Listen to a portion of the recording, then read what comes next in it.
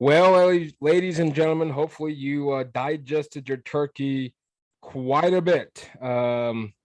Because hey, you got from Thanksgiving, you got Polly Saturday. I'll give you guys till Friday night, Saturday to digest your food. Because if you love college football just as much as I do and follow it closely, Lord Almighty, I don't know what's been going on the last 48 to 72 hours. First things first, you're listening, of course, Air Raid Attack Podcast. More importantly, I got Jamie, who is the let's say the phenomenal co-host of the SEC Sports Talk podcast on with us today. And whenever you're, or technically tonight, but whenever you're listening to it, by all means, feel free. Jamie, first off, welcome to the Air Raid. And how was your Thanksgiving? Well, thank you, Michael. I appreciate you having me on here, and I'm excited to talk some football with you. We had a really good Thanksgiving. I personally am exhausted because I am the host for Thanksgiving for holidays, and I cook everything, so I am tired. We had funny story. I've never done this. I am almost 40 years old and I've never almost caught a kitchen on fire before. I don't know what happened, but I think so. I cleaned the oven the other day, and I think what happened is like there's slots in the bottom of the oven. It's a double oven. And I think maybe some of the debris that was from the cleaning got down in there, caught on fire. Oh my God. Almost ruined Thanksgiving, but we saved it. I saved it. Everything was fine. I rescued all the food. We shut the bottom oven off. We just used the top oven. So and I also have like one of those KitchenAid oven, those bigger like air fryer, multiple of toaster ovens so I rescued Thanksgiving dinner. Everything ended up turning out wonderful. It was just a little bit too much excitement for me after everything, but nobody was hurt. It was fine. Everyone's fine. So just a minor little snafu in the Thanksgiving. Well, I'm glad that you and your family are safe, of course, and at least the food. You mentioned that you saved the food. That's more important because I know some people get kind of hangry, which many people may not ever heard of that word, but it's actually legit. Trust me, I know. But nonetheless, I'm glad that you had a wonderful Thanksgiving, and I know you're like me and a lot of college football talk and broke news just now. While we are talking about the rumors of it, it's now official, according to Bleacher Report's reporting, that LSU has hired Notre Dame's head coach Brian Kelly as their next head coach of the LSU Tigers. I can't even believe it. I can't even believe it. I am absolutely shook. So with that being said, if that is what LSU is doing, I'm interested to see if Marcus Freeman comes with him from Notre Dame, or if Notre Dame goes after Luke Fickell and then Cincinnati goes after Marcus Freeman. I mean, this is about to get really crazy. There are other coaches that I really thought were a better fit than Brian Kelly. I'm a little disappointed, but at the same time, he has really done a great job at Notre Dame. I mean, they're always right there in the playoffs, and then coming to a school like LSU with the recruits that we get, with the talent we already have on that roster, without the academic restrictions at some place like Notre Dame, it could be interesting. I mean, they took a proven head coach over someone trendy, I guess, for lack of a better term.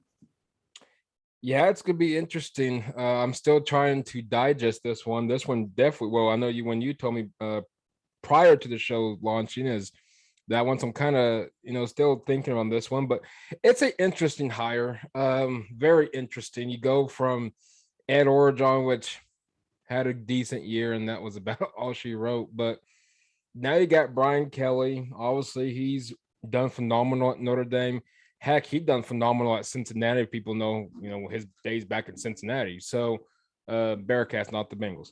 But nonetheless, I know people like Cincinnati Bengals. No, let's back it up. No, the Bearcats. Yeah. Marvin Lewis was still head coach during that time, I promise. But anyway. Oh man, good old Marvin Lewis. Wow. Where's he at? Is he still on the sideline somewhere? I'm sure. I'm sure he probably is. It's not like he was he just wasn't a head Nah. coach. You know what I mean? Like some guys just aren't made out to be head coaches. It's just as simple as that. But absolutely. And I like Marvin. I had nothing against him. I thought, again, but that's an NFL. That's a whole nother topic on that one. But nonetheless, Brian Kelly, I think he'll do. I mean, obviously, it's a short analysis, kind of digest on this one. I think he'll do well. The interesting part was I know reports was Ed Orgeron really couldn't win over the locker room. I mean, that's obviously hearsay. I mean, we're not physically in the locker room with these guys. I don't know what's going on behind closed doors, but nonetheless, you look at Brian Kelly. I don't know. This one's interesting. I just don't see him an SEC guy. That's my problem. I just don't. When this first started stirring today, I was like, I just don't see him as a culture fit at LSU. Mm-hmm. Like I just don't see it.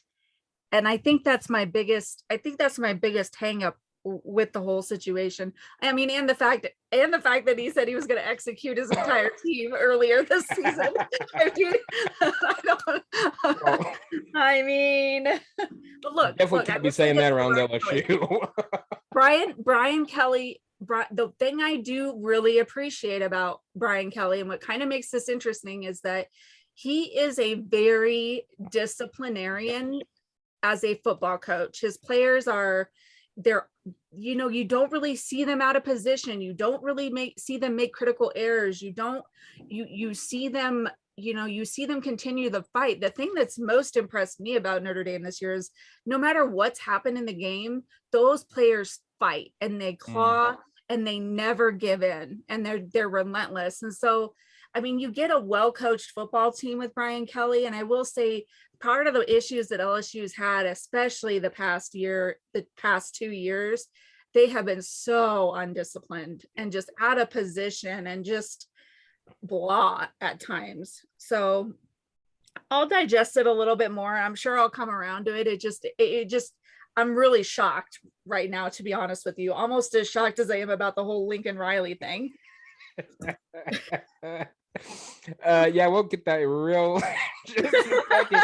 So if you're obviously breaking news, obviously you didn't hear it first. I mean, if you want to give the podcast some credit, then by all means go for it. But nonetheless, Pritchard report, the one I officially heard it on, well, if you want to go official sources, nonetheless, after 12 years in Notre Dame, Brian Kelly's headed south to Louisiana to be LSU's next head coach. And I'm like, Jamie, I got to digest this one. I don't see him as a SEC guy, but we'll see how he does. But speaking of Lincoln Riley, and of course, if you guys don't know by now, and year and a half into the podcast, I'm obviously a huge OU fan. I will be it's a non-bias standpoint. I mean, I will tell you the good, the bad, the ugly. But nonetheless, Lincoln Riley, Jamie, I don't know if you watched his press conference. His introductory press conference. I wasn't really flattered. I think the crocodile tears was pretty pathetic. But hey, nonetheless, I know some drama went down. Of course, Oklahoma losing to Oklahoma State. Caleb Williams nearly coming back to beat the Pokes in Stillwater, but of course, Oklahoma State ends OU's 6-year run as the Big 12 champs. But that's fine and dandy. Bellum was fine. It actually gets overlooked because not even 24 hours after Oklahoma loses to Oklahoma State, Lincoln Riley does something that I don't know if you may remember this. It obviously puts in different perspective because of times that we live in. But do you remember when Dennis Franchione practically bounced out in the middle of the night and went to Alabama when he left Texas A&M? Yeah, I totally remember that. Yes. I kind of get the same feel from this one, but worse. Yep. Oh, it's worse. It is worse. Yeah, for sure. To It's fill you crazy guys because in, that whole flippant comment about I'm not going to be the next coach at LSU, and oh then my the God. next, I mean, less than 12 hours later, you're going to USC. Like, what a, I'm sorry, like, excuse my language, but what I a would say dick, you can cuss if you want to cuss. That's perfectly what fine. a dick move. Like, I can't even believe that right now.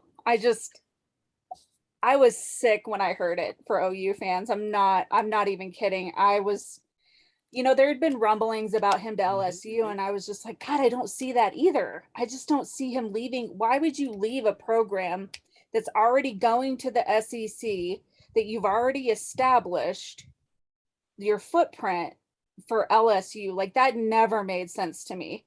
This makes more sense to me now that it's happened than the LSU job ever did. Yeah, this makes a whole lot of sense. And the fact that, and so to kind of fill you guys in case you guys really went into a Thanksgiving coma or you just didn't really pay attention.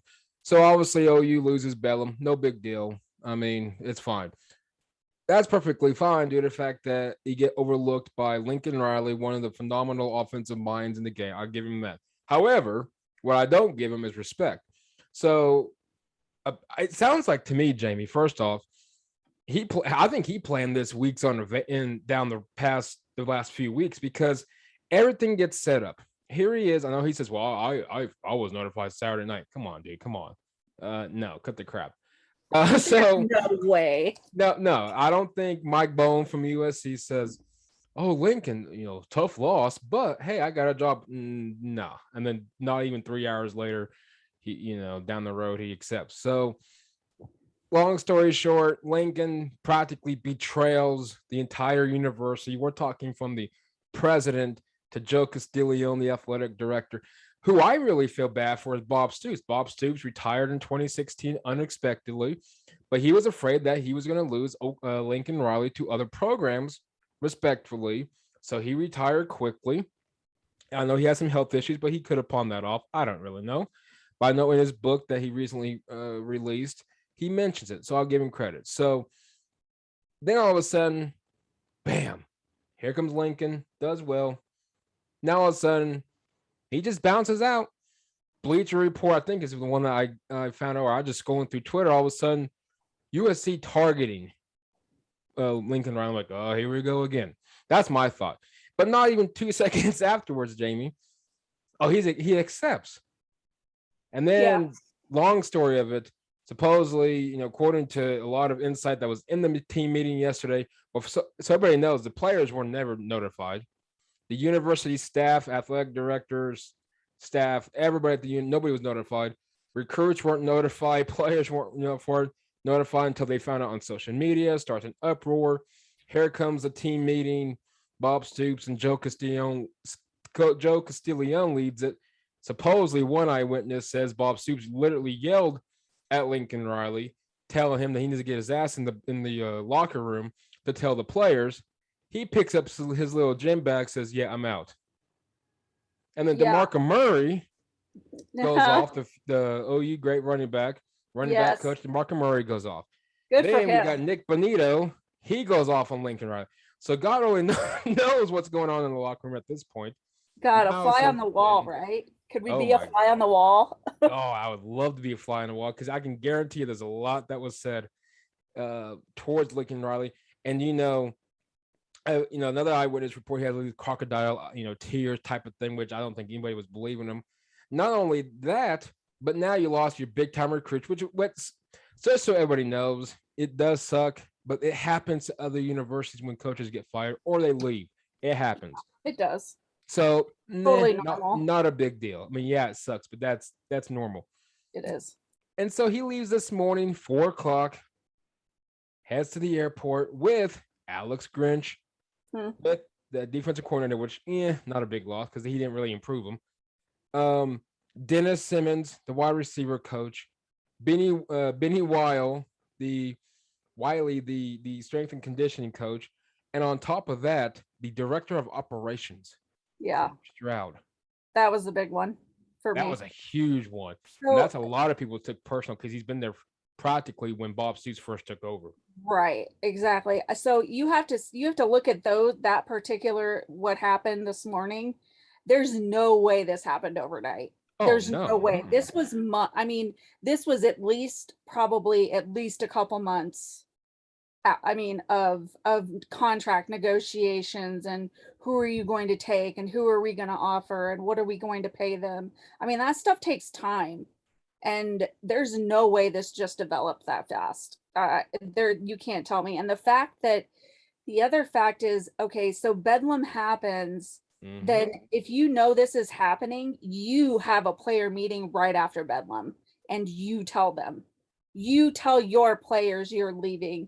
You never, ever, ever let your athletes find out that you're leaving, stepping down through any source of the media. You do not let that happen.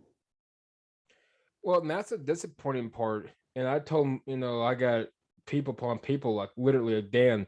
He's a good friend of mine. He's the host of a podcast, Time to BS, and a few others. And so, like, what do you think? I'm like, think of what? I mean, it's like he's not going for LSU, because if you guys want to play, I should add it to the thing later. But Lincoln, I'm not the head. Terrace Carey Murdoch, one of the reporters from Soonerscoop.com. Well, I'm not the next head coach. In the story. I'm like, you're full of, which I thought he was full of crap. I'm just gonna be honest with you. I'm like, you're full of crap, dude. But that's fine. Nonetheless, Lincoln Riley then goes to USC, and I love how he puts on a show. Well, first off, Michael Bone just kept going and going and going, but he puts on a show saying that, yeah, I call my assistants that want to come with me. Hey, do you want a job? And of course they said, yeah, no contract, no nothing. They just offer. Dude, cut the crap. No way. That's dude. not how this business works. No offense to Alex Grinch or any of them. I respect them all for what they do, but I'm thinking, if I'm Alex Grinch, I don't care if I'm Dennis Simmons, Clark Stroud, Benny Wild, I don't care who you are.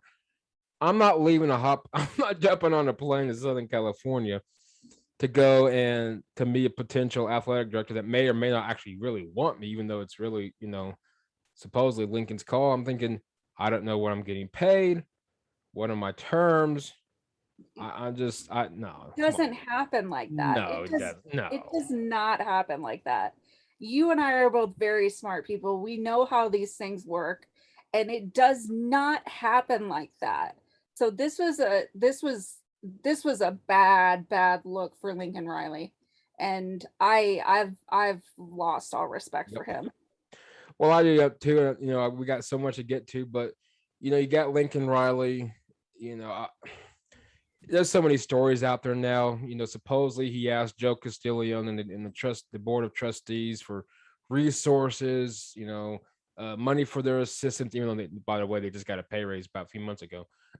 Pay raises for their assistants or his assistants, resources for the transition. Then another story is he really was pissed off when he found out that Oklahoma was going to go to the SEC and blah blah blah blah blah. At the end of the day, I personally believe, I ain't gonna say what I tweeted out to a buddy. I ain't gonna text that. I ain't gonna say that because that was way above derogatory. But this dude is.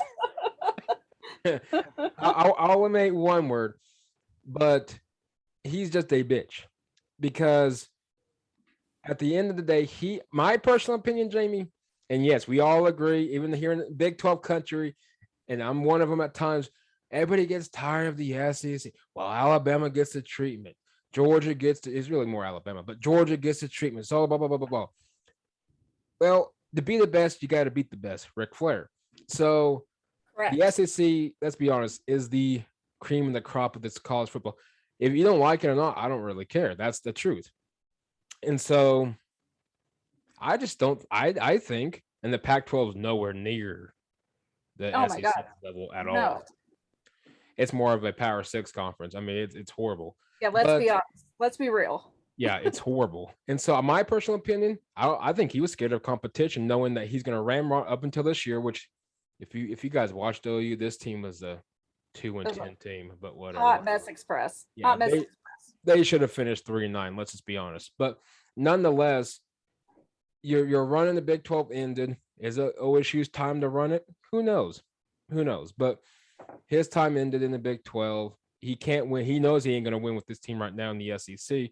It's going to take a few years, if that. what's a better way to win? Pac-12. I just think that's my personal opinion. I just think he got scared and he bounced out like a little bitch. But Yeah, you're not the only one that you're definitely not the only one that thinks that. There's a lot of that same sentiment going around right now. And I don't blame people because that's exactly what happened. The writing is on the wall. And that it is what it is. I mean, it is what it is. And I think that, in the long run, it's a blessing in disguise for OU. And, you've got Bob back, and him and Joe will get the right guy in there. And OU will be fine. Oh yeah.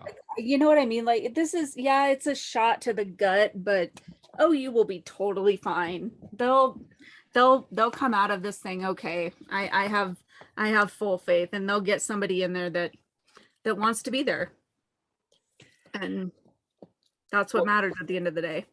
And absolutely. And I watched little piece. I mainly watched Bob, but and the end of it on OU was I like Bob's attitude. You can tell. I think he was a little. Oh, he's salty. Oh yeah. Oh, absolutely, he is. And I think he's salty. He's I have a lot of respect for Bob. He's one of those guys, and I'm the same way. If I'm going to recommend you, or if I'm going to give you, or not really give, but if I recommend you for a position or for a job, you better do me right. And I think he has that attitude, like, dude, my name was on your correct on you, dude. What was this? And I give OU because if I was Bob Stoops or Joe Castiglione or even the president, I don't know his name. I know it starts with a Joe.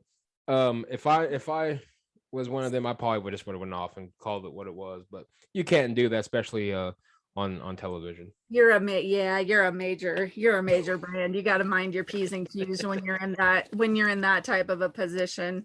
I mean, I've been the director of a program, and yet you unfortunately you have to watch what you say at times about certain things, and it just, I'm glad OU has Bob, and I'm glad Coach Stoops is stepping up, and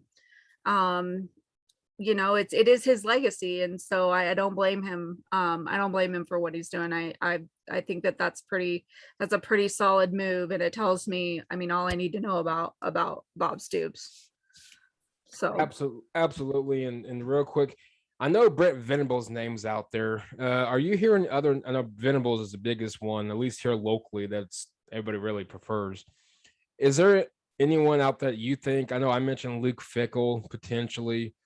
I know it's they're 15 days away from National Signing Day. Of course, they're going to lose some commits. That's what's going to happen. But and some players to the portal. But anyone you would really think of that would be, hey, that might be a good fit for Oklahoma, that would be eventually obviously headed into the SEC, whether it's probably won't be next year now, but 23 at least as the earliest?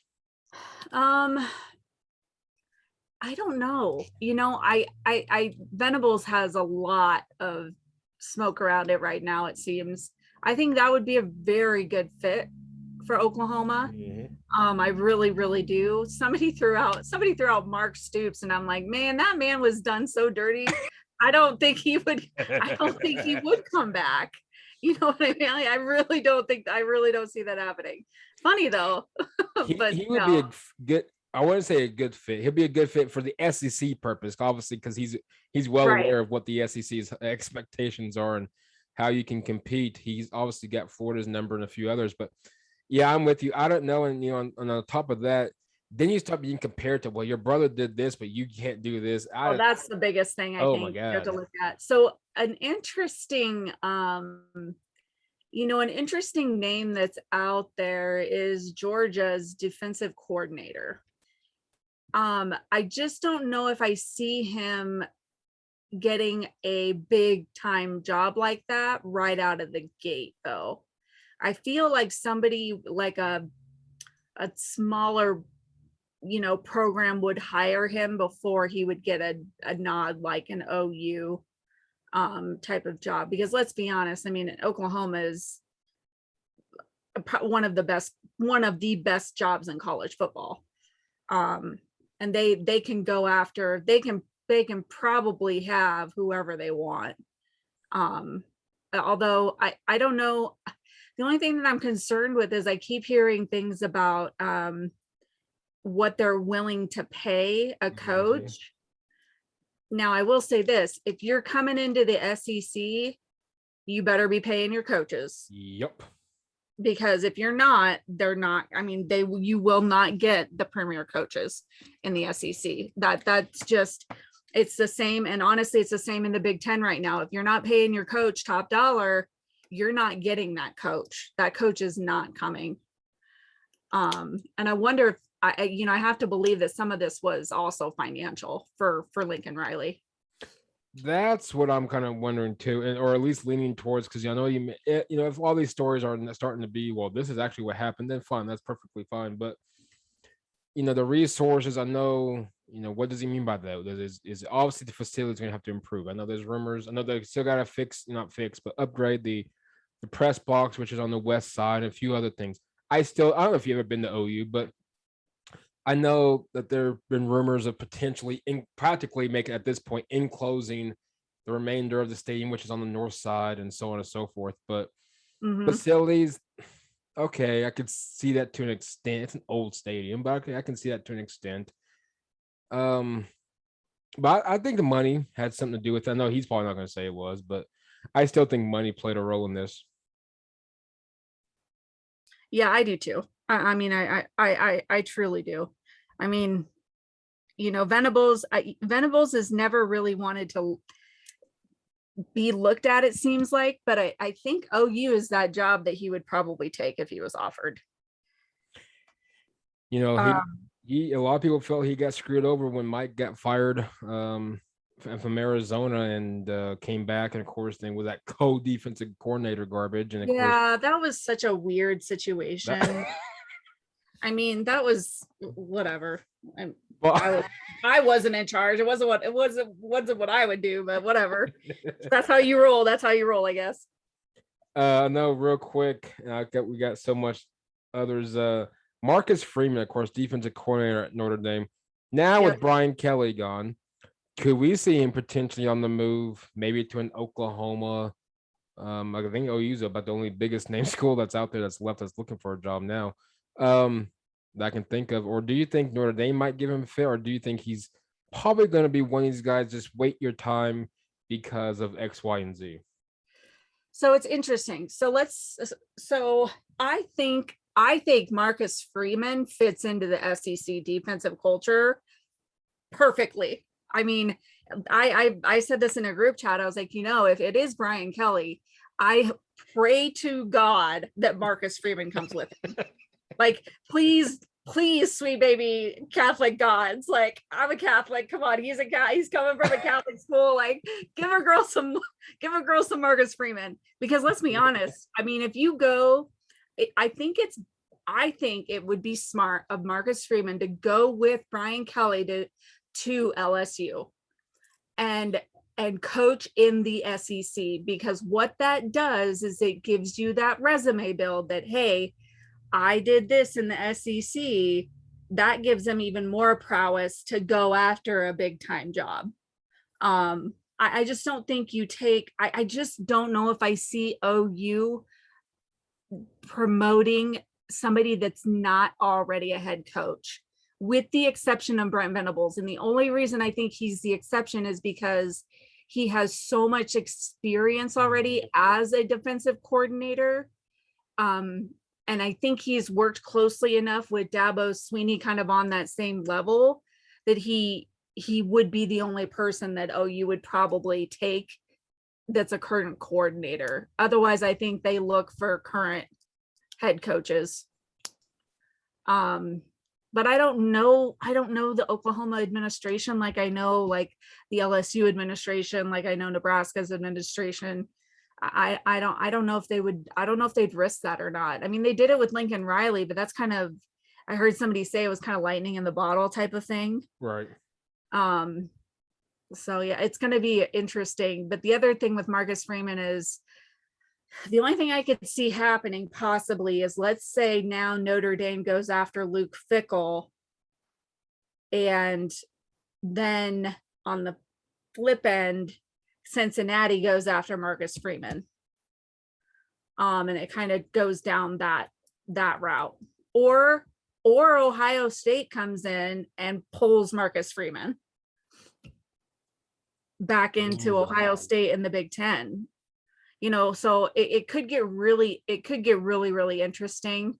I think if I was Marcus Freeman, I would probably if I was offered something at Ohio State, I'd do that, or I would go with Brian Kelly to the SEC and then see what goes from there. That's what I would do.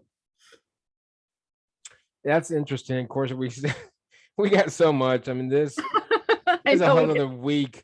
I mean, we're 2 weeks out, practically 2 weeks out from National Signing Day, which is going to be interesting regardless. But it's so many head coach, and now you got Notre Dame, now you got Oklahoma. Does Luke Fickell stay? We don't really know. Brian Kelly goes to LSU. How does that affect that staff down there? Here, you can throw this one. Urban Meyer mentioned in the past, Notre Dame was always his dream job. I've heard. I was actually seeing some of that come up. Yeah, I mean, why not? Why not? Now, I don't know if the Catholics are going to approve of his actions that took place down in Jacksonville, but nonetheless, he can win at Notre Dame, I would imagine. He's done phenomenal at Florida and Bowling Green and Utah and so on and so forth in Ohio State. So. Yeah, but academically, the thing with Notre Dame is their academic requirements makes it a little bit tricky when it comes to recruiting. Now, that being said, I mean, Brian Kelly has done a phenomenal job recruiting. So, maybe Urban can do the same thing. I mean, there's just so many pieces out there right now. It's hard to say what the heck is going to happen. Oh man, it's crazy right now. It's insane. Of course, real quick, Mike Bobo, the offensive coordinator at Auburn, has been let go. Well, that's not all that shocking. Of course, let's talk about over the weekend. Alabama survives against Auburn in 4 overtimes. Yeah. I was poor TJ Finley's out there hopping around on one leg trying to win this football game. Like, you got to give the kids some credit.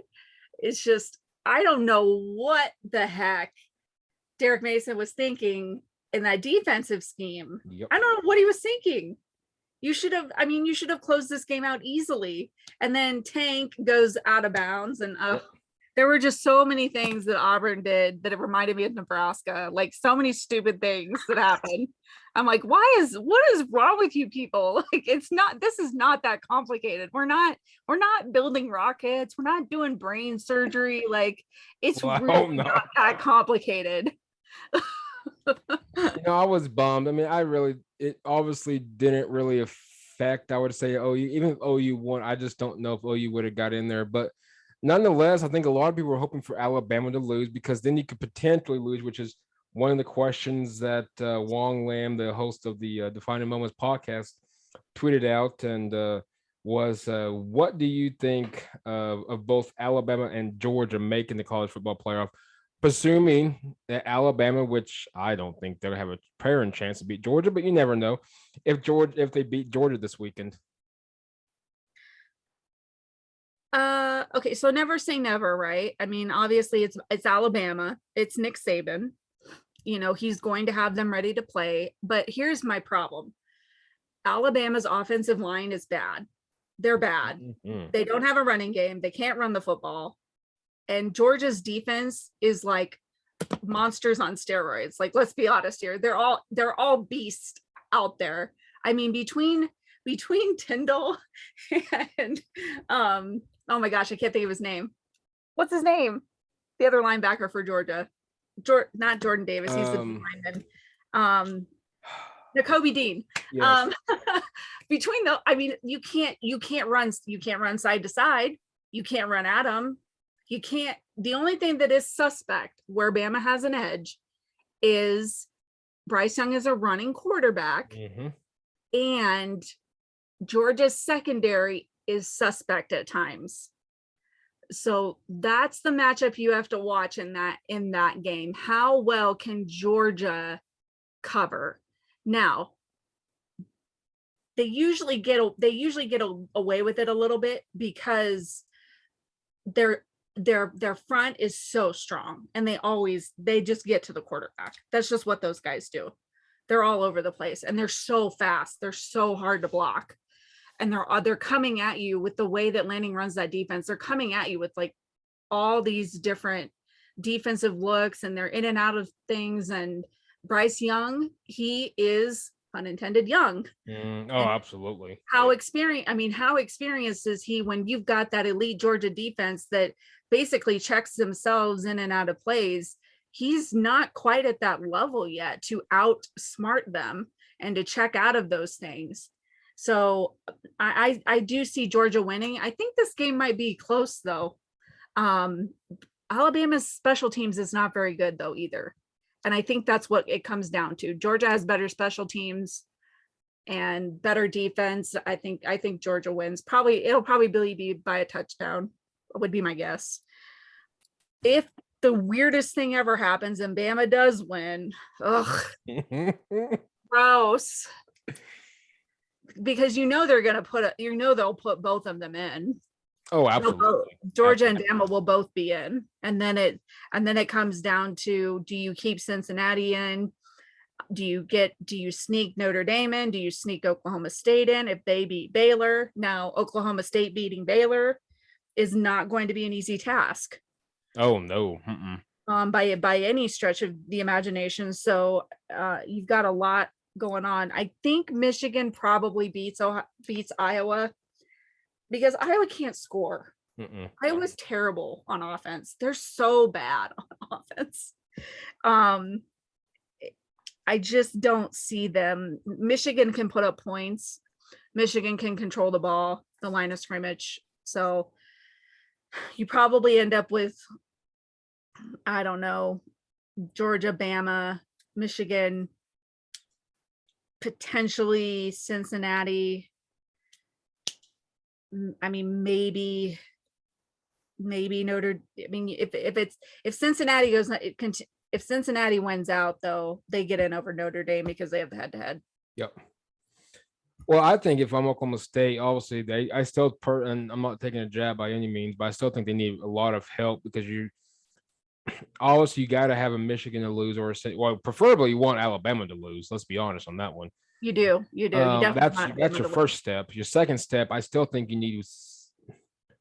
I don't know. They've struggled the latter part of the year. I think Michigan takes care of business.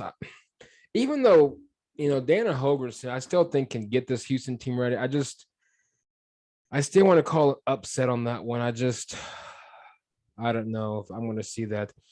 But I think Cincinnati, they still, I think, need one more help. Yeah. But maybe not. I think Cincinnati just has a little bit more firepower, and their defense is good. Mm-hmm. I think their defense will be able to shut down Houston. I mean, I love Houston's offense. They're fun to watch. They're a fun football team to watch, but I still give Cincinnati the edge in that too. I do see them winning out. I like this Alabama-Georgia game. I think in my eyes will probably be more glued to that one, I think, than the majority of the games. But because on paper they're pretty even for the most part, or at least similar. I shouldn't say even. I think Georgia shows there's no weaknesses, but you got both Alabama and Georgia. Excuse me. Obviously, they both have explosive offenses when Bryce Young's on his game.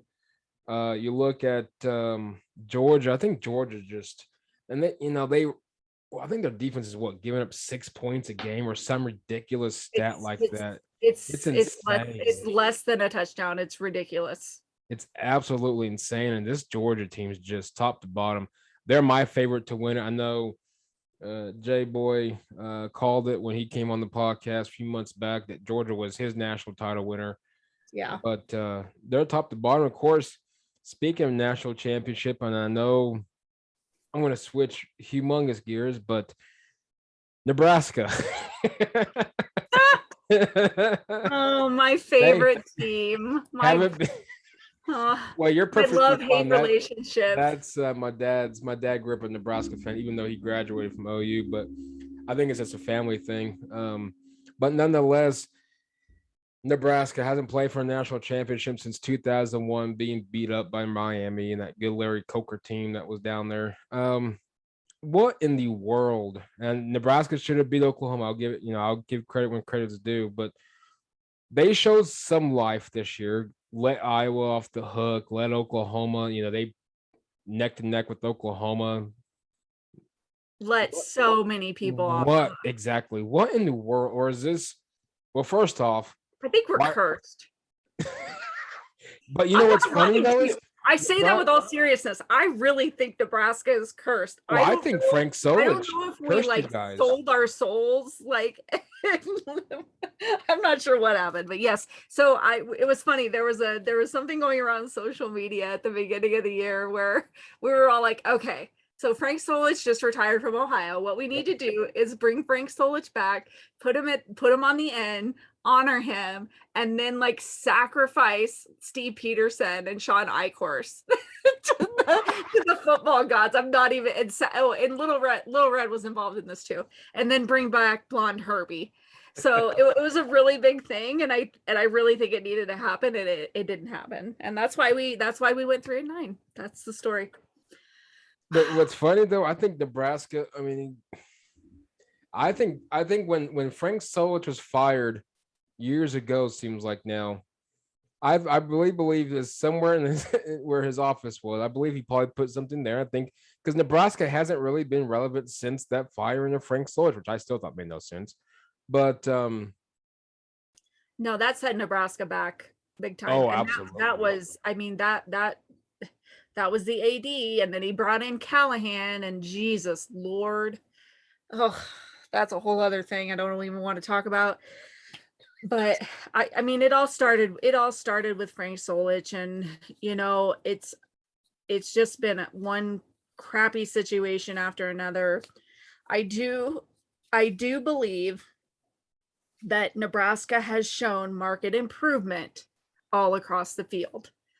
Where I think we lack is, for whatever reason, and this is weird to me, Scott lacks that killer instinct at the end of the game to just like, you got to just go for the jugular. You have to just pour it on. You can't. I hate when coaches get conservative, and that's what he's done. And the play calling in the first half of Iowa was phenomenal. I was like, this is awesome. This is great. I'm having so much fun. And then the second half happened, and I'm like, I'm no longer having fun. And now I've tried to set the kitchen on fire. So, so that's how that went. So I think I applaud Trev Alberts, and I told people all along, I don't think Trev will fire Scott this year. I think he will give Scott the opportunity to bring in some different coordinators and try to make it work, because the last thing Nebraska needs is to go through another coaching change. It's decimated our program. It's decimated our culture. It is coming back. It's starting to come back. Maybe not as fast as fans would like it. And then, you have those fans. Do you guys know that we're 3-9 and that we suck? No, I didn't know that. I had no idea we were 3-9. Please tell me again that how bad we suck and that we've only won 3 games. Like, I don't already know. Please tell me that. I got into the biggest argument with this idiot writer about that the other day. So I get it. We're 3-9. Okay. It doesn't look good. But I try to look at it from a coaching standpoint, because I've coached a long time. Mm-hmm. I mean, I coached gymnastics, so I didn't coach football, whatever. But, in gymnastics, the thing is that you have to build a gymnastics program from the absolute ground up, because if you don't have a strong foundation in gymnastics, you will never be able to get your athletes to learn the bigger skills to increase their level, to increase their talent and their development. You have to have a solid foundation. And so until you get those kids that you started at the foundation of your program into the upper levels, you will never win those bigger titles, the state championships, the regional championships, the national championships, and it took me 5 years to do that. And I also had to find the right coaches to coach it and to help me where my weaknesses are. I didn't like coaching vault and bars. I wasn't really strong as a gymnast in vault and bars. My strengths were beam and floor, with choreography and dance and those kind of things. And so I found somebody who complimented me. And I think Scott needs to do the same thing. He needs to go out and find somebody that compliments him and that marries his style within the needs of the Big Ten, with how you need to go through your Big Ten schedule. So I've heard a lot of rumblings about it sounds like Mickey Joseph, who played at Nebraska, who is actually, funny enough, the wide receiver coach at LSU currently, who coached Justin Jefferson, Jamar Chase, Terrace Marshall, Keyshawn Boutte. I mean, he's coached all those guys and they're all phenomenal athletes. I think he might be coming back to Nebraska. It sounds like we're going after Coastal Carolina's offensive coordinator, which would also be a great fit. So I'm liking what I'm hearing. I also heard that, so Dominic Raiola was a center. His son is Dylan Raiola, who is being recruited by all the top schools. But his brother is a offensive line coach for the Chicago Bears. I've heard some rumors that he may be coming back to Nebraska to coach offensive line, which would be interesting. I don't think the Bears offensive line is great though, so I'm not really sure how I feel about that, but it's the NFL, so it's a little bit different than college, obviously. But I'm just saying, I'm not super impressed with the Bears offensive line play. Anyway, so it's going to be interesting to see who those coordinators are. From what I've heard though, I think we're going in the right direction. And please, for the love of God, hire a dedicated special teams person. Go out there and find the best special teams person you can and just throw the bank at them, because I'm so tired. I'm so sick of losing games because of special teams. I mean, if we had a competent special teams, we probably win 9 to 10 games this year. It's a completely different narrative. And you know what's funny? Well, funny depends on if you're watching. If you're not a fan of Nebraska, you think it's hilarious. But you know what's funny though is Nebraska finished the year 3-9, but all 9 losses was by a touchdown or less. You guys, I mean, it's unbelievable, and that's why I really, when people were saying, well, I'm surprised Scott Frost, they let him through for 2022. Well, not really, because I mean they had Oklahoma on the ropes, hung with them practically the entire game. Ohio State, they let off the hook. Illinois, I mean, the list goes, Michigan State, the list goes on and on and on. Michigan, you're talking about Ohio State, Michigan State, Oklahoma, all top 10 teams for basically the entire season. Not to mention Ohio State was the number 1 ranked offense in the country. We held them to 26 points. Mm-hmm. I mean, so that's what I'm saying is I didn't see it happening because there is so much improvement, and to fire him is to start completely from scratch again. And I just don't think that was in the best interest. And I applaud Trev for doing what he did. He made the absolute right decision in my book. And I don't care what other stupid Husker fans say. They're out there, trust me. They're like, oh, Scott Frost this, Scott Frost that. You're just a Scott Frost lover, blah blah blah. I'm like, no, I'm a college football lover, idiot, and I can see what's going on. So shut your pie hole and move on. Go away.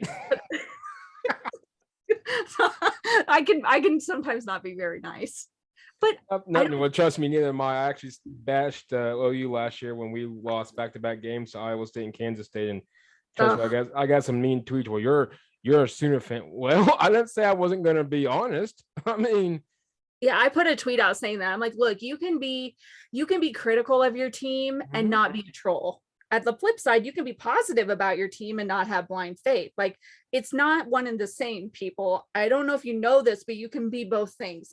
It's gonna be okay. It's completely okay. And Nebraska, their schedule next year is extremely favorable in their favor. Of course, you got Hallelujah.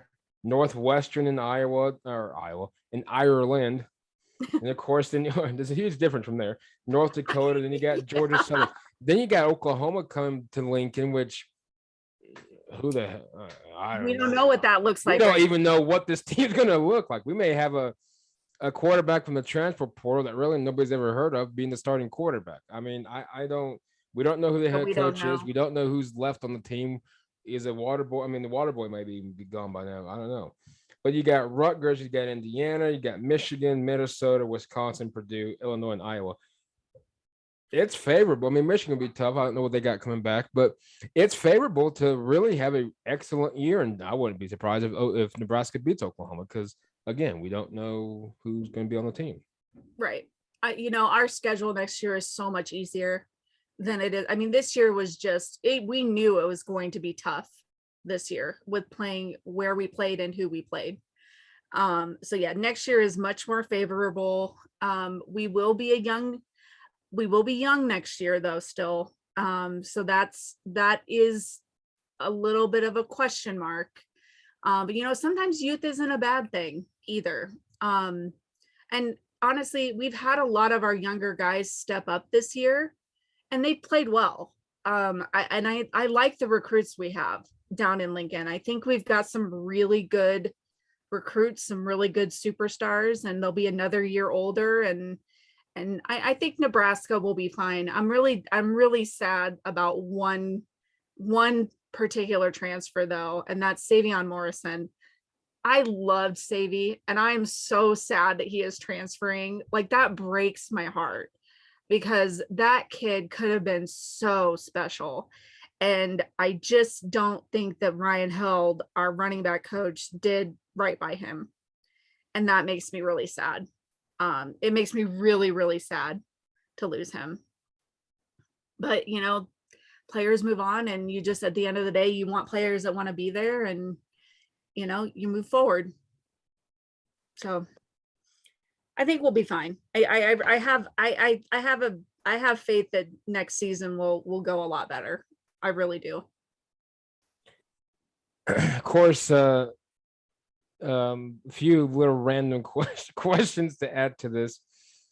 What is your favorite Cajun dish? Well, I don't know if it's Cajun, but beignets are my favorite thing ever. So, I mean, my great grandparents, great great grandparents, were from Lafayette, Louisiana, and my grandmother was born in Lafayette and went to LSU. That's actually how that's how the LSU thing comes into play, even though I'm born and raised in Nebraska. But my mom's side of the family is Cajun. So I love beignets, and I make them on special occasions just because they're kind of a pain to make. But and then I love chicken and sausage gumbo. That's also like one of my favorite things too. It reminds me of the smell of my grandparents' house on the farm.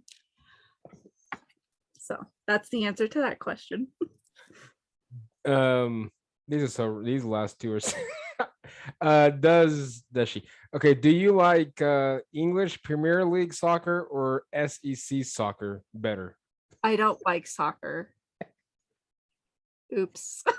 I don't either. I've been to a few I am games not a soccer person. I would watch like when the women were in the World Cup a few years ago. That was exciting. That was pretty awesome. But I am definitely not. I mean, I know the hot soccer players, and that's about it. That's about my knowledge of soccer. So I know Messi and Ronaldo, and that's about it. That's all I got. Well, don't feel too bad. Well, first off, I couldn't even tell you those names, and secondly, I couldn't tell you what's going on besides guys running to chase the ball and maybe scoring. I don't really know. Are you ready for Sooner Nation Twitter? Sooner Nation Twitter. I'm already a part. I have so many OU followers. I'm not kidding you. That I'm already a part of it. So yes, I'm totally ready for it. And I have been thrown into the fire in that. So speaking of Oklahoma, and of course the SEC and I've kind of talked about it quite a bit with others that may come on that knows college football. Of course, I'm excited because it's different, something different. Of course, college football landscape is going to change. It's still going to change even once Oklahoma and Texas gets in the SEC, and once Houston and all of them go to the Big 12, and everybody else wants to do their own little thing. One, are we still going to see expansion after all this kind of settles? But what's your initial thoughts? Of course, I'm wearing my Beat Texas hat, and I can tell you my thoughts on Texas's trip, and they're gonna have a long run. They're gonna have a long career in the SEC. But what's your initial thoughts, jokes aside, of Oklahoma and Texas going to the SEC? I think Oklahoma is currently set up better to go to the SEC than Texas is. Texas is not a big physical football team. They don't have size. They don't have depth on their lines. OU kind of has that same problem, but not quite as bad as Texas does. Here's the thing with playing in the SEC. When you play in that league, you have to be about at least 2 to 3 deep on your line, especially your line, because of the physical nature of how the D lines and the offensive lines are set up. And I don't think it's going to go well I really don't think it's going to go well for Texas. I don't know that it's going to go exceptionally well for OU. Now these were kind of my thoughts before this whole Lincoln Riley thing came to play. So what I will say is that OU needs to hire a coach that knows the landscape of the SEC. And if they do that, they will be better. They will be better for it. Now, I know Sarkisian was at Alabama, so he does kind of have that wherewithal, being with Saban and being on his staff and seeing how things are done in that nature. I just think that it took Texas A&M a long time to get where they are. I mean, we're talking, it took them, 10 years basically? And Missouri's still struggling. Yeah, Missouri is still struggling. It's just, and look at Nebraska. We left the Big 12 and look at Nebraska. Look what happened to us. So, it's not easy. It's not easy to just change conferences and come in and run the show. It just does not work that way. It takes time to get in the right type of players to play in the SEC. So it could be, I would guess OU will probably land mid-tier somewhere. Texas is probably going to be towards the bottom. At least I hope so. I don't like Texas. I'd rather see OU succeed all day, every day over Texas. Sorry, not sorry. I absolutely despise Texas. I have no love for them. Well, you're in good parties with me. I know. This is why OU peeps and I get along so well. Yeah, and OU Nebraska has a mutual respect. They just do. I mean, it's just, everybody calls it a rivalry, but it was such a tradition and a well-respected rivalry that it was never bitter like that, ever. Well, and people have to realize that, once they got from the Big 8 to the Big 12, then they got every 2 years it ended up being, you kind of lost not so much the vibe, but it used to be where it's just every year Nebraska, Oklahoma playing every year. Then it got to the Big 12, it was every 2 years. You still have the rivalry, but it wasn't as big, or so to speak. But I still think it's a good rivalry. I think, for example, this year, and I look forward to next year. Hopefully, I can make it up there. But nonetheless, I mean, it's a good. If anything, it's good for the rivalry. Just good to replay these teams replay them, and you never know. Maybe I don't know. Maybe the SEC is so desperate of somebody else they want to expand to. Maybe Nebraska wants to come in. I don't know. But but no, I think I like. Oh Nebraska. God, no! Nebraska cannot get the SEC. No, we cannot do that. We're just maybe starting to get our foothold in the Big Ten. Let's not get crazy here. You're talking craziness. A lot of people, of course, is upset. Just in general, I know a few people on here that listen to and they follow on Twitter, and interact at times and kind of upset him, but that's perfectly fine. A lot of people are upset with well, OU and Texas don't deserve to be in the SEC. The SEC should be traditional. Well, you lost the traditional SEC part when you expanded to Texas A&M and Missouri. So at that point, the traditional SEC that we know it is obviously gone. I know Texas's programs really has fizzled really since Mac Brown got fired, and it was kind of fizzling towards the end of his career at Texas. And Oklahoma's, they're up and going all the time, but now they're kind of questionable with the future right now. But is Oklahoma, Texas good for the SEC? Well, I hate it. Texas ain't good for nobody. But I gotta be fair. Texas and Oklahoma, are they good for the SEC, or should the SEC kind of maybe not so much Texas, or is it the brand that they bring it's Texas, even though there's no brand to Texas? I mean, there is, unfortunately, as much as I don't want to say this, I might kind of throw up in my mouth a little bit. Texas does have a national brand. I mean, it is what it is, unfortunately, as does OU. I think my biggest problem is that the culture of both of them doesn't really fit with the culture of the SEC.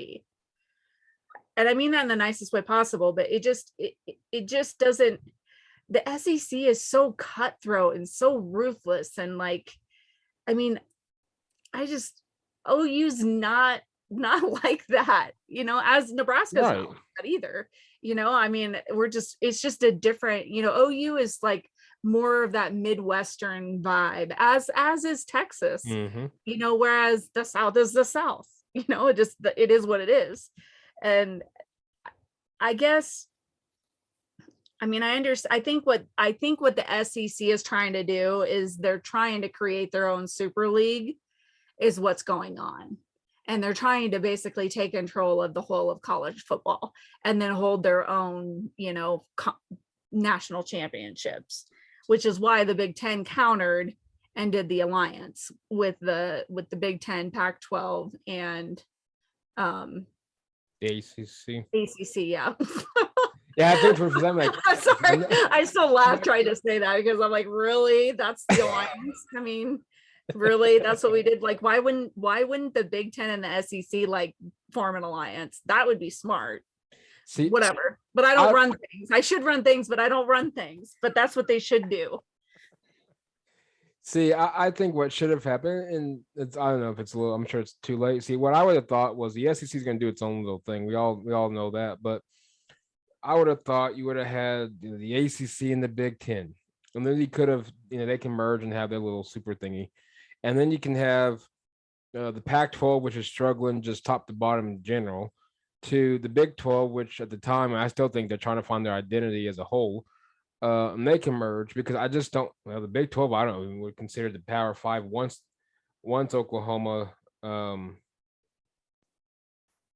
Well, yeah, once Oklahoma leaves, it kind of depends on what Cincinnati still looks like, what BYU still looks like. It does kind of depend. It could still be a formidable conference, but yeah, you got to find that right fit. Absolutely, and I think Oklahoma's in good position. They're going to struggle, and it's funny that here locally, the OU fans can be a little cocky. I'm just going to be honest, and it's funny because they say here, well, we've dominated the Big 12. Okay, rightfully so. Excuse me, but let's be honest, Texas really hasn't been Texas since years and years ago, but they've struggled. You lost Nebraska, you lost Colorado, you lost Texas A&M, you lost Missouri. You gained TCU, which was they were pretty dominant in their respective conferences prior to the move. West Virginia was odd, but whatever. So now we get this mojo, if you will, and say, oh, we're going to dominate the SEC. Well, if you're as much as I would love OU to see the dominate the SEC, I'm also realistic. That's not going to happen. We're going to lose games. You're going to have a 3-4 loss year every year. It's going to be okay. But do you laugh? I mean, like when it comes to that, for example, when people like say, "Hey, Jamie, OU's gonna," or it doesn't have to be OU. You can be Texas. It can be anybody. Just I don't care who it is. So and so's gonna dominate such and such conference. What's your? How do you even respond? Do you just kind of laugh and like it or heart it, or do you just kind of okay and scroll up? I laugh and just scroll. I'm like, yeah, okay, good luck. Good luck. I wish you luck because you're playing in a conference with Georgia, with LSU, with Alabama, and then you've got Texas A&M now who's on the rise. You've got Arkansas and Kentucky who have done really great with their new coaches. You've got Florida's got Billy Napier now. Mm-hmm. Billy Napier's a hell of a football coach. So I see Florida coming back into the fold. You've got Ole Miss with Lane Kiffin. You've got Mississippi State, which can be sneaky good at times. Yep. You've got Heupel at Tennessee. I mean, you've got a lot of really formidable coaches right now in the SEC. And now with, I guess, Brian Kelly coming into LSU. I mean, LSU is LSU. We're gonna get recruits. It's going to be a name brand. We're gonna be in the conversation. That's just how it's going to be. And coming in is not easy. It's just not an easy thing. So if you think you're gonna come in and start pulling recruits out of Alabama, out of LSU, out of Louisiana, out of Florida, out of Georgia, out of Mississippi, you're crazy. You're crazy to think that it's not going to take time to develop a foothold. And that's so I'm like, okay, good luck. We'll see when you get here, but it's not going to be as easy as you think it will be. No, and I kind of hope that now with Lincoln out, regardless of who the next head coach is, maybe they can get to realistic. Which brings up this question, and now since we got the LSU job officially filled. And then we obviously got USC, which just filled their head coach as well. Who got the better end of the deal? Lincoln Riley, USC, or Brian Kelly, LSU? For now, obviously we don't know the results after the signing, but just currently. For now, I would say probably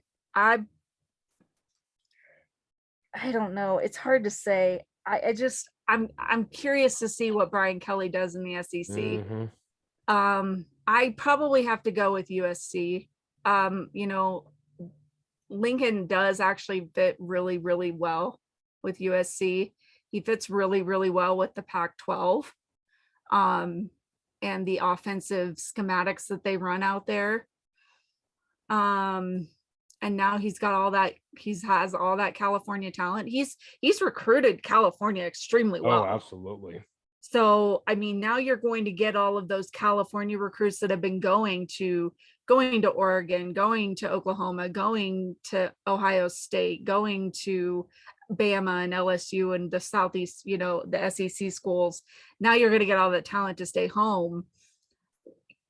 It's hard. I think probably USC got the better end of the deal, in my opinion. I would probably, I would lean towards that. I think Lincoln Riley, just a figure, he's upper 30s. And if you look at Lincoln Riley, he kind of reminds me of Cliff Kingsbury. He's got that little egotistic. Whatever. Oh, he's definitely got that. Yeah, he definitely has that California arrogance. Yeah, he's got that swag, which I could see him, and I was telling a buddy of mine, I said, I understand he's married. I said he's got that, which unfortunately doesn't mean much nowadays, but he's got that LA swag look. You just look at him like, yep, he's probably from California. He's obviously from some weird small town in Texas, but he's got that swag, that West Coast swag in him. Yep. It's crazy. I just saw this on Twitter. So there was a 5-star quarterback LSU commit, Walker Howard of St. Thomas More, was at Notre Dame on Saturday.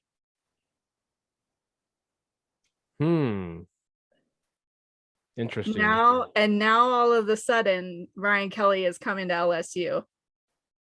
Interesting. which means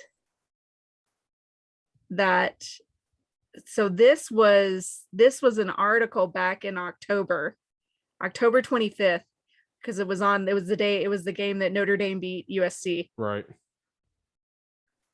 So, interesting, huh? Very. So maybe it was, maybe that was Woodward's target all along. Well, I kind of wonder how much this Lincoln, and forget about the Lincoln to USC thing. LSU. I was kind of wondering how much even truth was that to begin with. But that's interesting. It makes you kind of wonder if LSU was targeting Brian Kelly the entire time. Well, that's what I'm saying. That right there, and like this was posted by Tony Two Bets. So interesting, very, very interesting to kind of read that and look and see. But yeah, I'm curious. I am really curious if Marcus Freeman goes with Brian Kelly. Guess we'll see. I mean, because here's the thing, like, people want to laugh and poke fun and be like, oh, how do those Louisiana Cajuns pay all this money? Man, we got money down in Louisiana. Shut up. Get out of here with that. I mean, Jesus, there are so many big plantations down in Louisiana that, I mean, people don't realize, like, that's also oil country. Oh, yeah. I mean, it's also cotton. It's also pecan. I mean, there's tons of farming down in that area. I mean, like I said, my great great grandparents had a farm down in Lafayette. We had it for years. I mean, we still, a lot of my family down there still owns part of the farm. But anyway, there's money at LSU. And so when you're talking about coordinators, LSU plays their coordinators extremely well. So depending on money, and like I said, for Marcus Freeman coming to coach in the SEC, get another couple years under your belt as a coordinator, and then go get that premier job, I think it makes sense for him to come. Well, absolutely. And I'm not going to speak into existence, even though it'd be kind of hilarious because I don't like him. Just think, if he happens to do that, Texas may their job may open up when they get to the SEC, because by then, Steve Sarkisian could have been fired by then.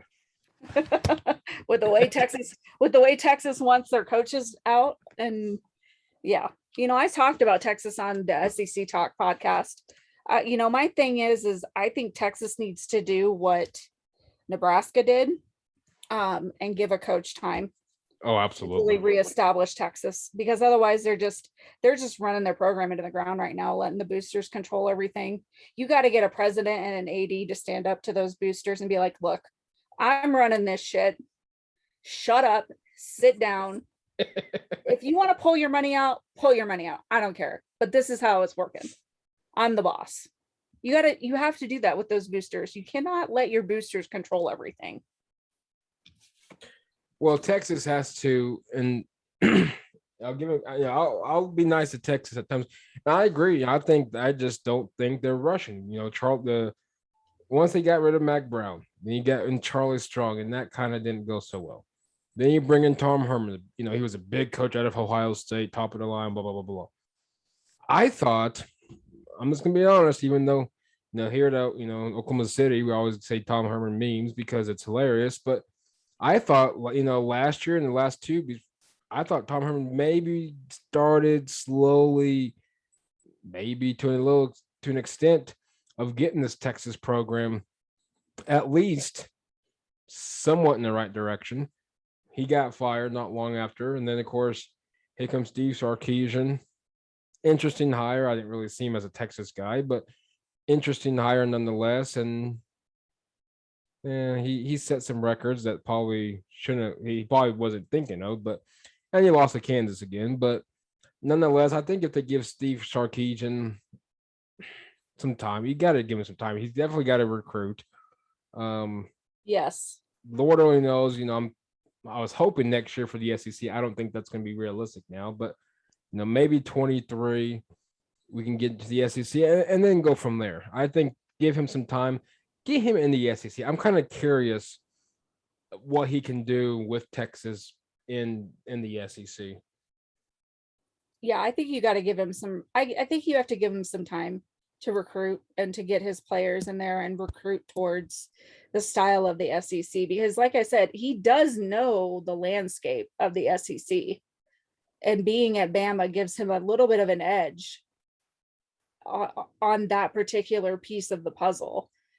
I think he'll do fine. I really do. I just think Texas was run into the ground, and it's just gonna take him a little bit, and to stay with the right coaches to give him time. Let's be honest, like Texas is better. Nebraska, when college football is better when Texas is relevant, when Nebraska is relevant, absolutely. when USC is relevant, when Miami and Florida State are relevant. Like it's just better when college football has those blue blood lines better. It just is better for college football. And so that's my only hope for, like I said, I hate Texas. I think they're a trash school. Mm-hmm. I think their whole social media department is trash. They still haven't posted the final score with OU, right? They won't. They actually added a Nebraska volleyball player last year when we played Texas. Mm-hmm. And Lexi's son transferred from Texas, and they basically posted something at her from their volleyball account. I was like, that's the trashiest thing I have ever seen. Okay, Texas. And then I of course was arguing with Texas fans for a month over it. Good luck with in that. my DMs, this guy came into my DMs and attacked me, and I was like, okay, fine, dude. If you want to play that way, I'm gonna put you on social media. I'm gonna put you on blast on Twitter. So have fun with that. Which I did, because I don't play those games. You want to come in my DMs and be all, be a jerk to me? All right, that's cool, but don't be mad when I put you on blast. That's all I gotta say.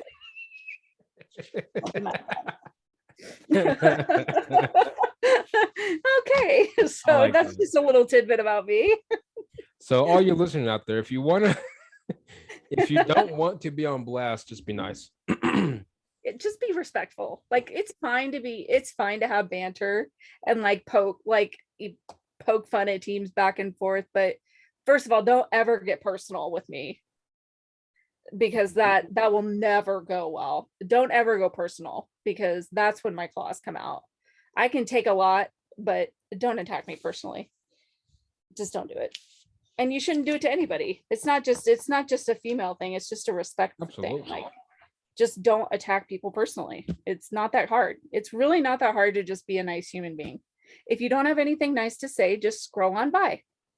Pretty simple. I don't know if you know that or not, but it's really easy to do. I do it 100 times a day. I'm like, oh, look at that. I could be an asshole. I'd be like, no, I better not. I better just keep scrolling. And you know what's funny though is a lot of people, and Stephanie Joplin, who came on a show a few weeks ago, I think she tweeted something out like that, and and it's sad. And speaking of that, I know it's not really a sports topic, but it's reality though. Is why can't people just, I don't know what the scenario was with her and whatever comment that was made towards her, but I just don't get why we always have to have the final say, so to speak. I mean, right now, if I wanted to, I can go, on my phone or even, on the laptop and I'm going to check Twitter. I'm going to be, mean to Jamie and blah, blah, blah, blah, blah, blah, blah. I'm not going to, but, I could, you're what X, Y, and Z. I just don't get, and it might be one of those things to where, excuse me, it might be one of those things to where I guess people feel like they got bigger balls because, I'm telling her off. Well, dude, good job. You're behind a screen, more than likely in your parents' bedroom or basement or bedroom. Hell, who knows? Who knows, right? Unfortunately, and you're texting, and then it's like, well, that's not what I meant. Well, that's what you said, and then they get, I just don't get it. And it's the world that we live in. It's social media, which I ain't gonna get political, but regardless of what you say, you just cannot make that one person happy or anybody happy. That you're gonna piss somebody off. Oh, absolutely. And I piss guys off all the time and I love it. It's fantastic. It's like my favorite pastime.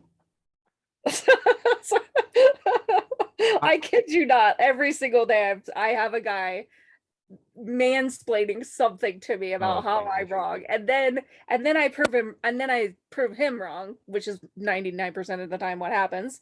And then he has to come attack my appearance in some way. Like this guy, this is hilarious. He's like, lady, what happened to your eyebrows? And I'm like, my eyebrows? Oh, Jesus. I about fell out of my chair laughing. Like this dude came back with what's wrong with my eyebrows? Like what is happening right now? If that's all you got, like I don't know what to tell you about, bro, but you probably should get off social media. Get some help if you're worried about my eyebrows. Like whatever. And I was like, dude, first of all, it's the light. Like it was the lighting of the picture. Because I do have light eyebrows, but they're not that light. It was just it was like the lighting of the picture was kind of funny. But anyway, so yeah, I don't honestly, when they start doing that, I just mute them. I'm just like, I don't got time for you. If you're all you have is we're talking about football and all you have is to attack my appearance, then that means that I win. So thank you. Next, as Ariana Grande would say.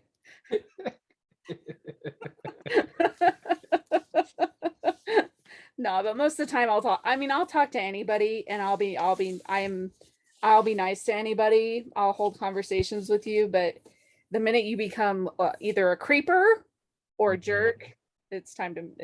I don't play those games. Well, especially nowadays. I mean, it's just a lot of crazy people out there. I mean, I do think some people wake up and they're like, okay, how big of a troll can I be today? And they just like look for people to attack. And it's the weirdest thing. It's the weirdest thing of all time to me. I mean, not once do I get up thinking, oh, hey, I'm going to get on Twitter and try to piss somebody off today. That is definitely not how I live my life. It's not how I want to live my life either. So anyway. Well,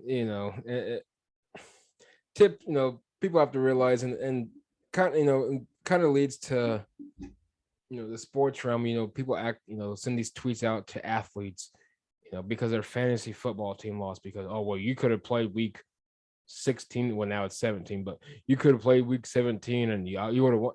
Well, first off, the athlete really doesn't care.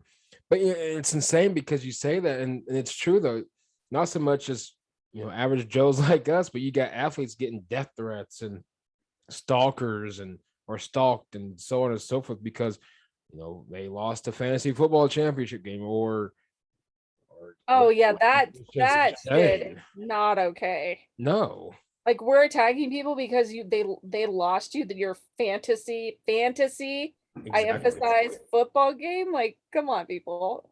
And at the end of the day, look, I understand it's a business and whatnot, but it's football. It's football. It's not your life. Like, nope. It's not paying your bills. It's not sustaining your family. It just move on. It's not that serious. I promise you, there are bigger and better things in this world to focus on. It's fun, and we all love it. I love it. It's a passion of mine, obviously. I'm extremely passionate about it, but I have learned that it is not okay to work myself up about it. It's just not. It's just not. Well, no reason to get any health issues going or what have you, and and unfortunately, people in a buddy of mine, or he owns the Law Train Watches, and he said it perfectly on a podcast that he was on, and I wish I'll have to get it and just kind of pin it on Twitter, but he practically said that sports is made for entertainment, literally not a livelihood, and it's to the point to what he's trying to say is there's more important things out there than just sports. Sports is just here to keep us entertained for a few hours, and then, oh, that was cool, and then go on to whatever you got to take care of. It shouldn't be where you start, literally getting violent or whatever Mm-hmm. because your team lost the first round or second week of the NFL or X, Y, and Z. So no, it's a battle that I think a lot of people still I think now with sports just being so big as just in general, so much into you got FanDuel, DraftKings, you got of course fantasy football period from Yahoo to ESPN to NFL to everything else. Yeah. So much into it now. Twitter, everybody thinks that they can say what they want and whatever. So you never know, They but want to not get punched in the mouth for it. well, That's how I live my life. If I'm gonna say something, if I say something, I would say it to your face. yep. That I mean, if I'm gonna say something on Twitter, I better be confident that I would actually say that to that person. Because I just don't think it's okay. I think some people are just way too comfortable saying stupid shit to people. And especially when they're my biggest issue with social media is people that tweet at players. I'm like, can we not, and recruits, like, can we not do that? Can we not do that? Let's just, these are kids at the end of the day. They're trying to make the best decision for them and their family. They're under an immense amount of pressure. They're in school. I mean, like, let's just not, people. Let's support them the best that we can. If they decide to leave your school, they decide to leave your school. Wish them luck and move the fuck on with your life. Mm-hmm. But it's just like right now with all these, not so much as at Oklahoma, but all the other recruits that's out there that's decommitting and so on and so forth. And it's funny because you'll see, and I was scrolling through, I don't know who it was, but it doesn't really matter. I was scrolling through somebody's, whoever this athlete was, just kind of curious at comments. I'm like, I'm just curious. And it's sad. Well, we didn't want you anyway. And stuff like this. I'm thinking, okay. Yeah, okay, sure you didn't. First off, he don't know you, you don't know him. So let's get there first. Secondly, dude, I mean, if he was, if he, like, for example, this Raleek Brown, or not Raleek, but Malachi Nelson, the top quarterback in 23 class, decommitted from Oklahoma. And what's funny is you scroll through, some of them are legit, and then some were like, oh, see, you're just going to follow this so and so. It's like, he don't know you, you don't know him, and who cares? I mean, he's got to do what's best. If Lincoln Riley is what drove him to Oklahoma to begin with, then obviously he doesn't think highly of Oklahoma. That's perfectly fine. Right. I mean, what's funny? So, or not funny, but interesting. So Kaden Helms committed to Oklahoma. mm-hmm. He's an OU commit. He's from Nebraska. And he basically said in an interview, I just watched it on the news, that he was like, I didn't only choose to commit to OU because of the coaches. I chose to commit to OU because I loved the school. I loved what I saw. I loved how I felt there. And that tells me a ton about him. Oh, absolutely. And you absolutely, as a player, as a recruit, and my cousin's son is being recruited by all the Big Ten schools. He's visited Nebraska. And I told Jacob, I was like, Jacob, yeah, I'm a Husker fan. Yeah, you're from Wisconsin, and now they live in the Chicago area.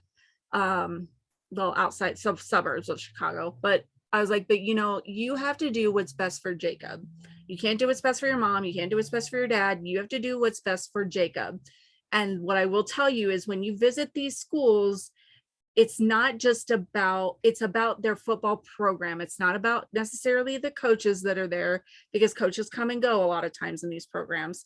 I was like, you have to love the school. You have to love the facilities. You have to love the culture and the area that you're in. I was like, those are the most important things. And that's what I would implore you to look at when you're visiting these schools.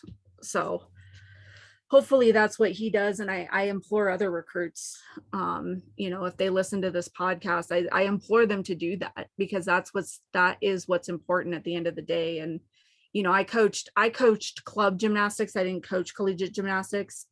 But I always told the girls that were being recruited for college, I was like, I told them that same thing. It's not necessarily about the coaches. You got to love the school. You got to love the school.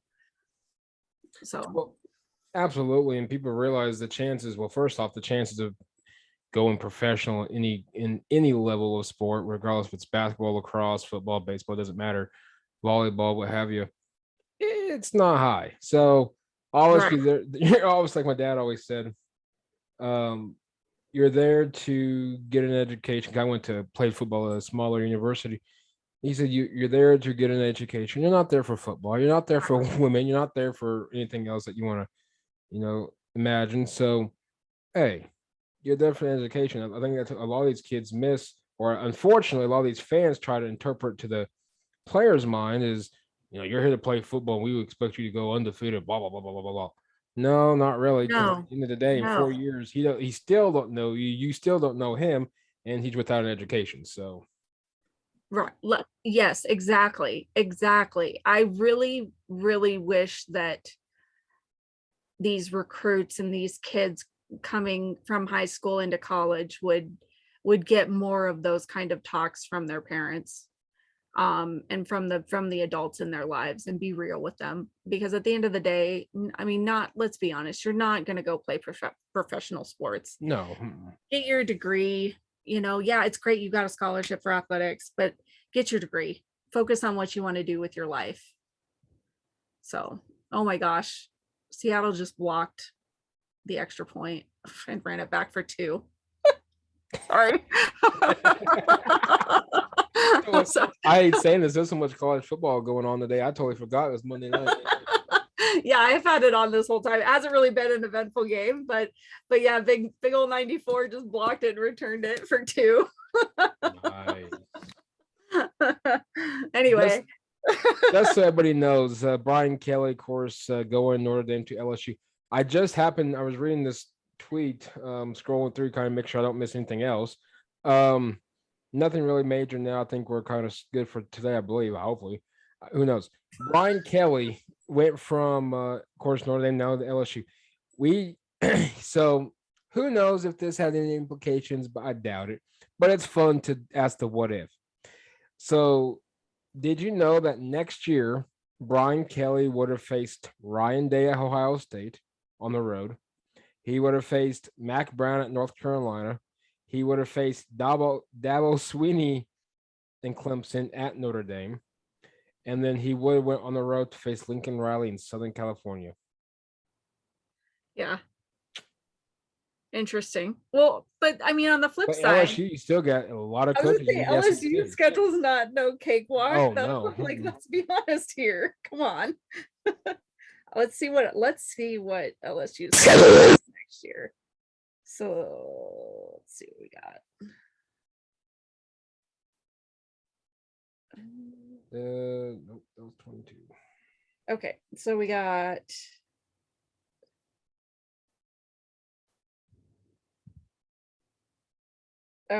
Florida State. Interesting. Right out of the gate. Southern, Mississippi State, New Mexico, Auburn, Tennessee, Florida, Ole Miss, then Bama, Arkansas, UAB, and Texas A&M. The road games are brutal. Yeah, the road games are brutal. Florida State's a neutral site, which would be in New Orleans, so that might favor LSU just because of the fan base. But yeah, that'll still be a good game. Well, it should be. Obviously, Florida State's program kind of falling off the face, but the road games are. Yeah, at Arkansas and at A&M, at Florida, at Auburn. That at Florida game with Billy Napier now Brian Kelly, that'll be an interesting football game. I'm looking forward to that one, and Lane Kiffin. Yes, absolutely. Absolutely. I'm sure my girl Kara's breathing a sigh of relief right about now that it's not Lane Kiffin going to LSU. she's been all nervous about it. And I was like, look, I don't see that happening either. But I did not see Brian Kelly. That was not on my radar at all. I personally, I'm not sure it was on anybody's radar. So no, I think we were sold on Lincoln to LSU. I think that's a lot of people is what they had, and then of course, I'm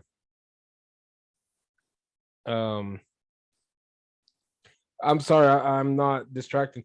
I'm actually distracted scrolling through Twitter. So I get it. this kind of matches the Washington football team season. So 6 minutes ago, there's a video posted of let's just say manure. Um, there's a water break, and let's just say it's disgusting water. Oh. Yeah, it's poop spraying everywhere. Oh. Oh. This is disgusting. Lovely. Someone's zooming in, so a fan's zooming in. You can obviously see the water, and it's just, oh my god. Gross. So that might be why they had might be why they blocked the catch. Oh, here's a good one. I'm scrolling through real quick. I know we're kind of scrolling through. Pete Carroll. Well, first off, I know Dan, the host of the Time to BS podcast, he's a Seattle Seahawks fan. And first off, poor guy. This game is going so well. He wants Pete Carroll to be fired. He said it for quite some time. Could you see Pete Carroll? Well, first off, where does Seattle go with Pete Carroll? Secondly, and then someone mentioned about this, tweeted out, of course, it's rumors. I don't want nobody freaking out here. Could we see potentially Notre Dame go after Pete Carroll? Oh, I don't think Pete Carroll's allowed to coach college football anymore. I think he gave up the right. With how he left stuff at USC. Yeah. I don't think that ever happens. You know what? I hope Seattle keeps him forever, but that's just me being a jerk. So I am not a Pete Carroll fan at all. I never have been. I never will be. I don't really care about the Seahawks, to be honest with you. All I care about is the Packers beat them. That's all that matters to me. I'm a Broncos guy. So. I think he should be fired. I don't think that Seattle is going in the right direction. They look awful. They definitely need to make some changes. But Pete Carroll is not allowed to coach college football, in my opinion. And I don't see a university as reputable as Notre Dame is making that kind of a hire. I think they'd hire Urban Meyer, which is weird, over Pete Carroll. I know it's almost what we're looking at, because OU lost to in 20. Okay, so it was a 04 season that technically carried into or January of 05. So you look at almost 2 decades practically now, but 17 years ago or so, it's unbelievable. And OU, I mean, let's be honest, USC's talent that year was phenomenal. I'm not knocking anything went on there. My thing is, I just don't see how he got off practically easy with what took place at USC. It's because he tuck-tailed and ran to the NFL. They couldn't really do anything to him. I mean, in all honesty, I the NCAA has been terrible about that. Oh, absolutely. I mean, with between Art Briles and Pete Carroll and Les Miles and all these other yahoos, they have not done a good job of making sure those kind of coaches are not allowed to coach college football ever again. I mean, even being allowed to coach in the NFL they shouldn't be allowed to do that either, but it's a whole different ball game. I mean, in college, though, you're shaping young men, and you just, I mean, in my opinion, some of these guys should be banned. They should definitely not be allowed to coach college football ever again. Probably not even football ever again, in my opinion, especially Art Briles.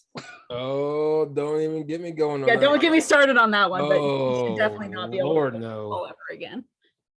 Yeah, I'll be Nah, he's well, first off, he really should be in jail, but whatever. Yes. Yeah, I'm just gonna leave it at that. Yeah.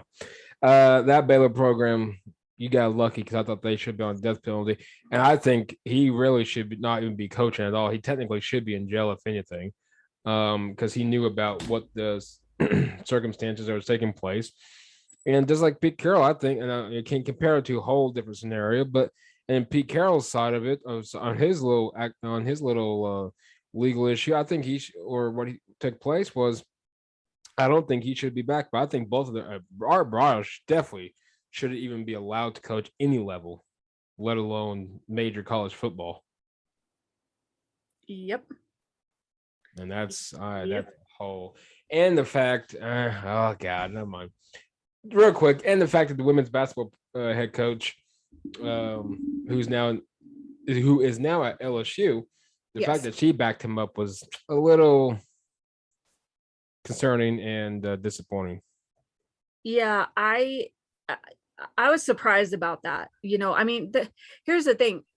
Baylor was an institutional problem.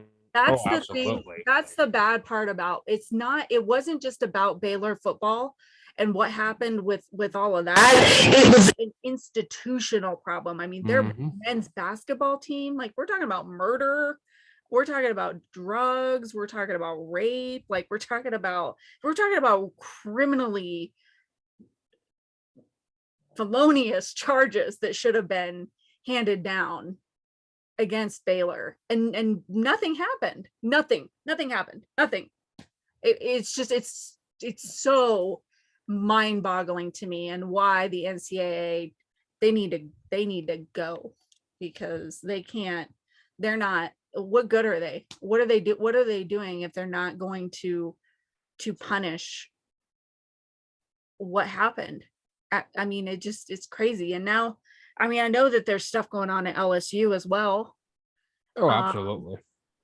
So that's a whole other thing too. Now, I will say LSU did clean house. They did clean house and get rid of the people that were involved with all of that stuff. So I do commend them for that. But I still think that there should be some repercussions for that as well. But that's a whole other topic I could talk for years and years and years about. So yeah, I'm with you. I don't it's going to be interesting to see what Notre Dame does, who they go after. I think their first call will probably be Luke Fickell. That would, or they may offer it to Marcus Freeman and get him to stay there. I mean, you just never know what they're going to do. I don't know that they would. I just don't know if Notre Dame would offer Marcus Freeman that kind of a head coaching job as his first job. I don't think just yet. I just don't think he's ready yet. I just don't think he's quite ready for that kind of a head coaching job. Maybe Cincinnati goes after him. Maybe they do like a coaching swap. Well, and that could be, and that's a very well possibility, because I mean, Cincinnati, what's it, 23? So your final year of the AAC for Cincinnati. I mean, that might be a way for him to kind of, because in 23 he may or may not play Oklahoma. I don't really know, but that'd be a good jump, and you're in a decent conference with the Big 12 and 23. That, hey, maybe he can succeed, and who knows from there. Yep. It'll be interesting to see how this all plays out in the next few days. That's for darn sure. But real quick, Jim Mora, UConn, of course, the UConn program has just fell off. I that's all I can got for you on that one. But is this more just to help the young kids at this point? I mean, that's really where I'm kind of at, because I just I don't know what I just don't know. UConn is a mess. So I'm not even sure. I'm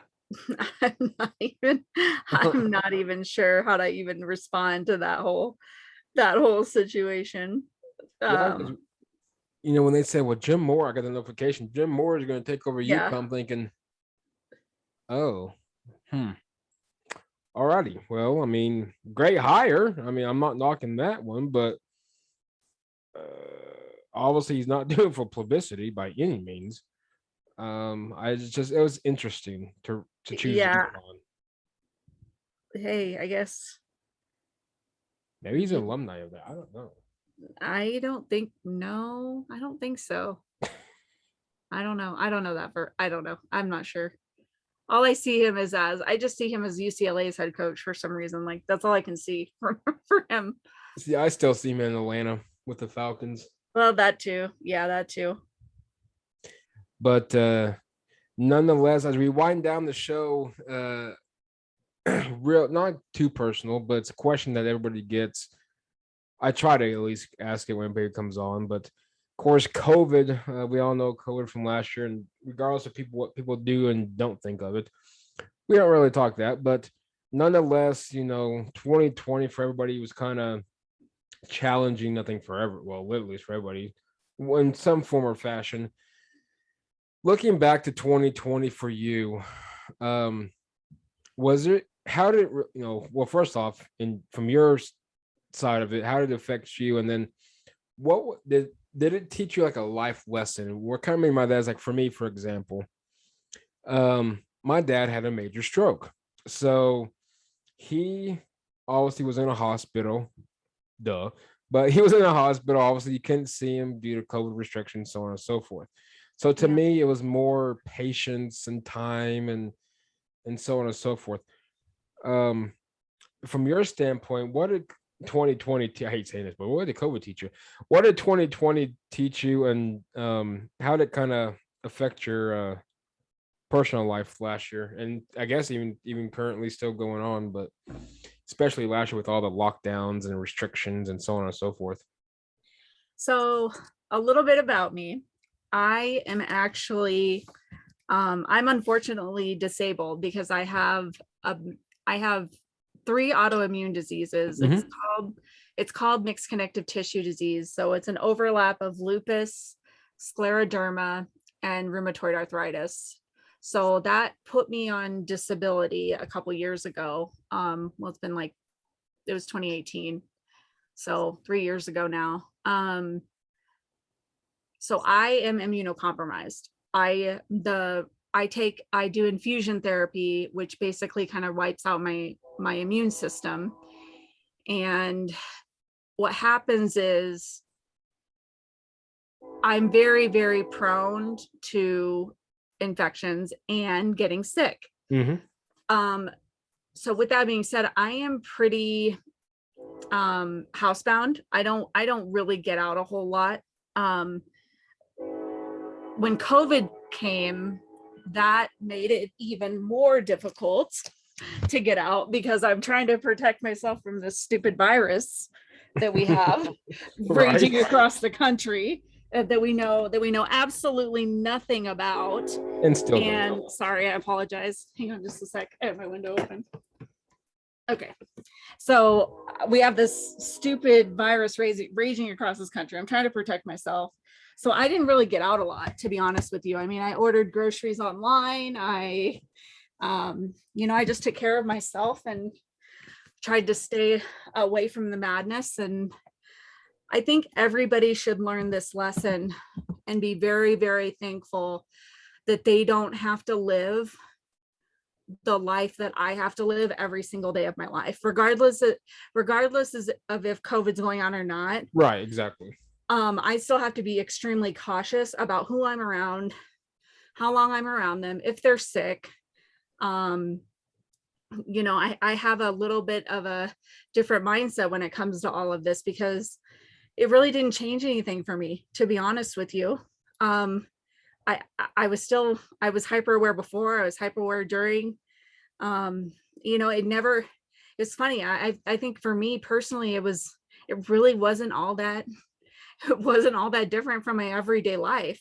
So I think people need to really look at it from somebody's perspective like my own and be grateful that you can still go out and work and live your life and have a job and go out with your friends and your family and be involved in your family's lives and things like that, because not everybody gets those opportunities. For me personally, the COVID thing, it was completely mismanaged. I don't think that I don't think that there should have been things that happened. I will say that much. I won't get into a huge disagreement about everything, Right. but I think because of my unique perspective and the fact that I am immunocompromised, I think it might surprise people that my views are a little bit different. And I don't think that I don't think anybody should be forced to live their life a certain way just because of a virus or your vaccine status. I don't think that that's right, because I would never force somebody to get a flu shot just to protect myself. Mhm.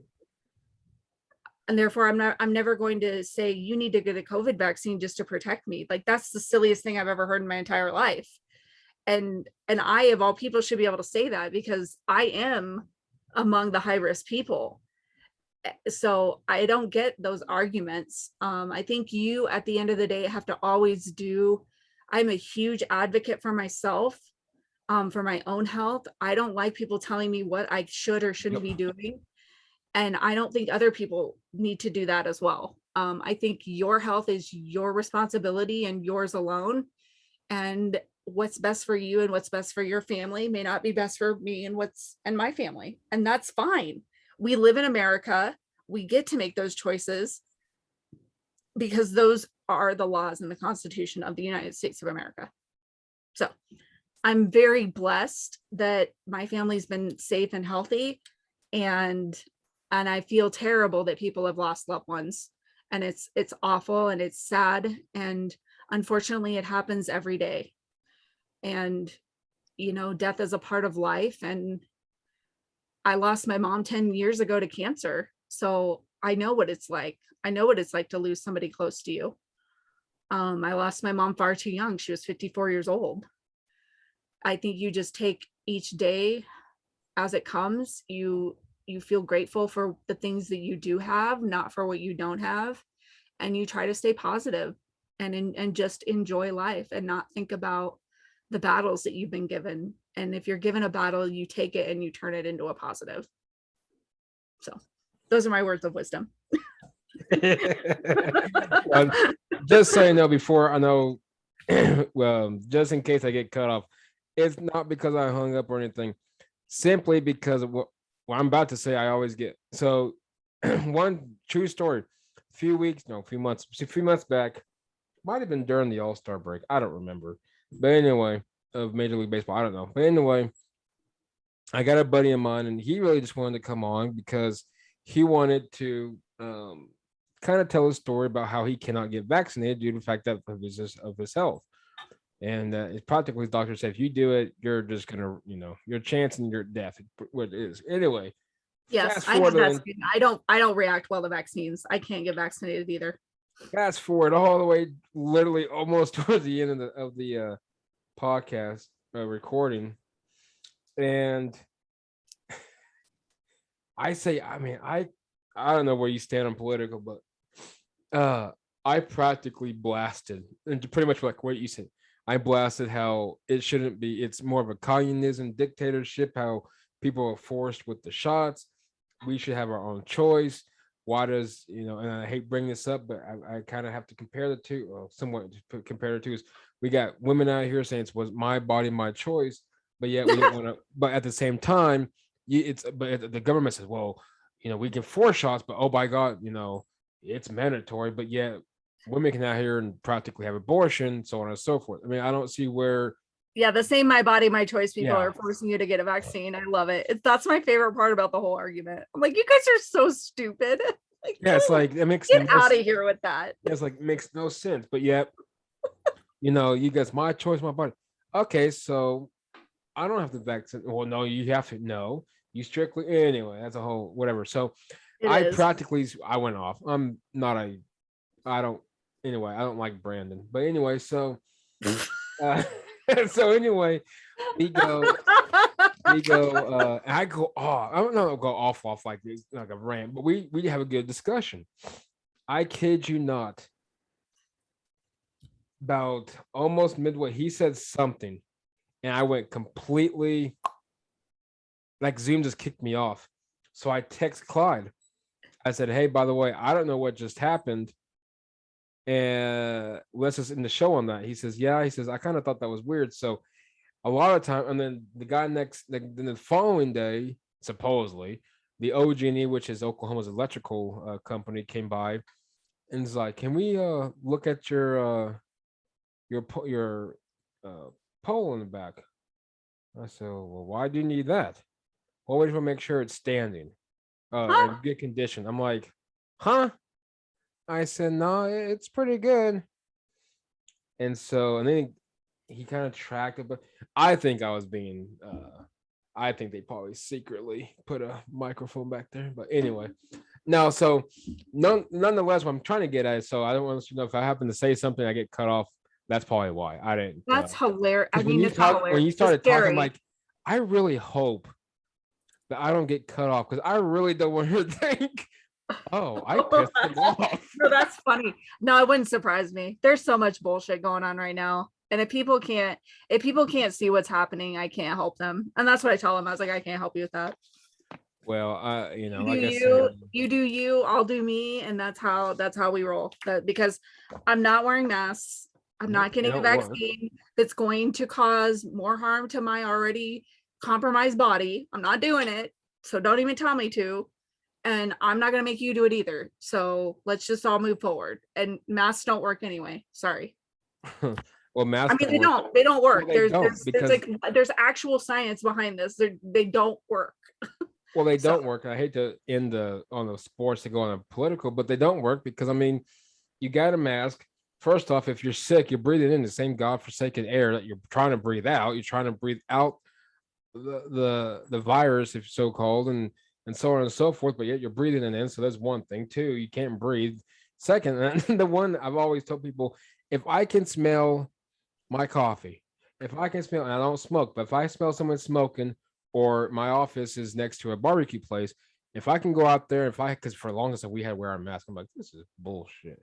It was a total farce. It's a absolute, and the fact, the most telltale sign of this whole nonsense, hypocritical crap. Okay, so even if you're vaccinated, you can spread the virus, which means that allowing somebody to not wear a mask because they're vaccinated is completely stupid, because and allowing them, like this whole NFL stuff with, oh, you're vaccinated, so you only have to do this, but you're not vaccinated, so you have to jump through all these hoops. And I'm like, bro, you got the virus, you can spread it. If you got the virus, you can spread it. That's how it works. The vaccine is not a cure-all. You can still get COVID. So I'm not really sure why this is such a debate. I don't really understand it. It just, the rules between the segregation between unvaccinated and vaccinated people that's happening should absolutely 110% scare people, because it's not right. It's not okay. And people need to stand up and be vocal about it and not let it happen. I'm going to add to that, continue real quick. Just literally, of course, by the time it listens to it, it'll be obviously way past the news breaking. So Brian Kelly's 60 years old, I believe. Did you see? They just broke his contract. I'm not for sure if you saw it or not. LSU signing Brian Kelly 10 years, 100 mil. Oh my God. Holy shit. Whoa. Let's go, Brandon. There you go. So 10 years, $100 million. Wow. Yeah, so if you heard me saying whoa or wow when you were talking, that's why, because I'm literally in shock. Brian Kelly, so according to Reddit college football Twitter, Brian Kelly's salary reported to be around 15 mil per year, making him the highest paid coach ever. Unreal. What a contract. LSU offers to Notre Dame coach Brian Kelly a 10-year deal that will take him north of 100 million with incentives. So apparently, wow. So the LSU cornerback coach Corey Raymond is staying on Brian Kelly's staff, as is Kevin Falk.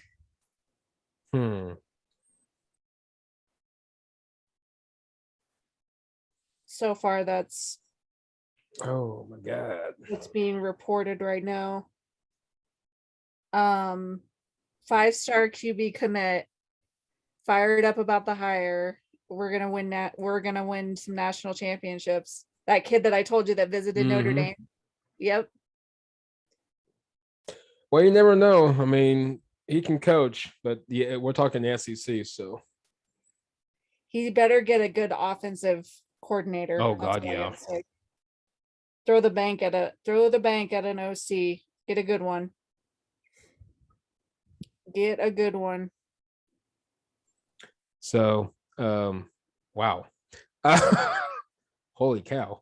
This is just I'm in shock. I did not see this coming at all.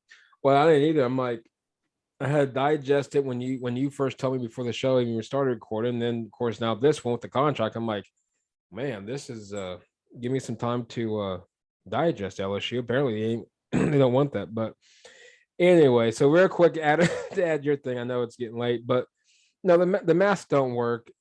The masks don't. And what's stupid is, and I agree with you is, well, you got to get vaccinated, but by God, you got to wear a mask. But that makes no sense. Well, first off, like my dad, he always said, and he got his shots because of his health, and that's perfectly fine. But like he said, I just don't get a virus, the flu. We have one shot there, that's it. So I mean, now you got to get 2 shots. Well, now you got to get boosters. Now you got these other virus, these variants. Now he had the Delta variant. Well, I guess the media, the CNN, the Communist News Network, I guess they didn't really think that scared people. So the Delta kind of went in, and that was it. But now there's Omicron. There we go, that one. I'm thinking, okay, well, now they will recommend people getting certain booster shots for this one. I'm like, you guys really trying to play us here. They are. I mean, I just want people to just stand up and realize and just, I mean, don't comply. Just don't comply. What are they going to do? What are they really going to do? I mean, come on. They're not going to do shit. They don't have a backbone. They're not going to do anything. It's going to be okay. But yeah. Crazy times. I haven't heard anything from Notre Dame though about anything about if Marcus Freeman's gonna be the interim or what. Yeah, I haven't either.